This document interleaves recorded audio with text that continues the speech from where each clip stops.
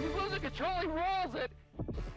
Now, we may not want to admit it, but it's hard to turn away from a police chase. This type of event is as common to Los Angeles as palm trees and swimming pools. But what steps do news stations take to bring this action right to your living room? Now, Only Access takes you inside the chase with those who have covered it all from the sky above. Gonna do the Bike strip right there. The vehicle trying to maneuver. Oh, there's the spark. People just love pursuits, especially here in Los Angeles. So it's all across lanes, losing control, almost hit that car right there. LA is so big, there's so many freeways, so many places to hide. I think that people are just interested to see where the bad guy will go and will he get away. Marvin, oh, he's gonna hit that taxi cab. Oh! Oh, he's jumping out. They're jumping out. Foot bailing.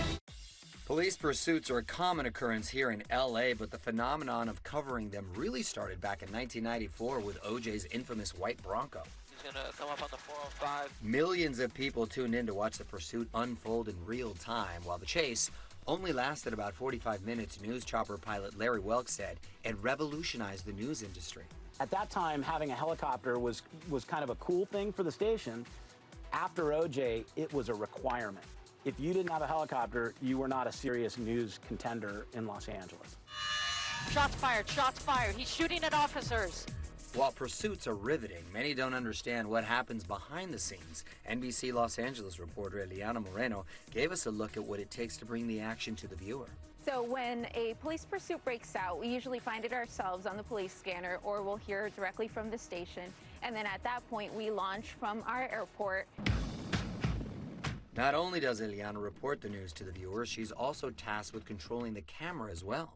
This right here that I have on my lap is my controller that I use to operate the camera. So it's essentially like a big video game controller, but I use it to control the camera that is on the front of the helicopter. It's up to me as the photographer to find the car with the camera. And then at that point, I cannot lose the car, because if we lose the car, we lose the chase.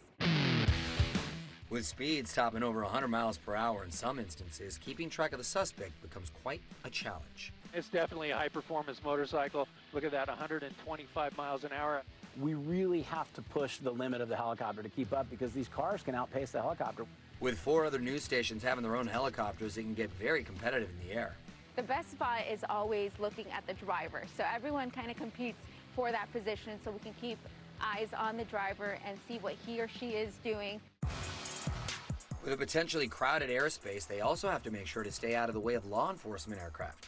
We try and give a minimum of 500 feet distance. So if I'm coming into a pursuit, whether I see a police helicopter or not, I have to assume that there's one at a very low level.